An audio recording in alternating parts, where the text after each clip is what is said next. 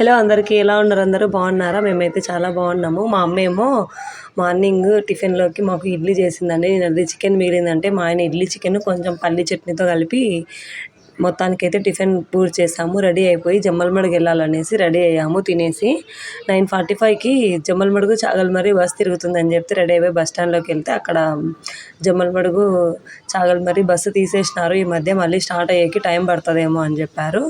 ఇంకా సర్లే కదా అని ప్రొద్దుటూరు అన్న తిరిగేసి వెళ్ళాలనేసి ఆటోలో బయలుదేరి ప్రొద్దుటూరుకు బస్సులో వచ్చి ప్రొద్దుటూరు నుంచి మళ్ళీ జమ్మలమడుగు బస్సులో వచ్చామండి. అక్కడ నుంచి ఆటోలో వచ్చాము బస్ స్టాండ్ నుంచి.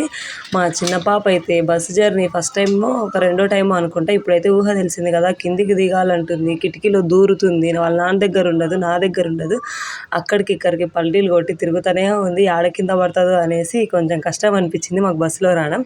మొత్తానికైతే జమ్మలమడుగు వచ్చేసాము. ఇంకంతే, బాయ్ బాయ్.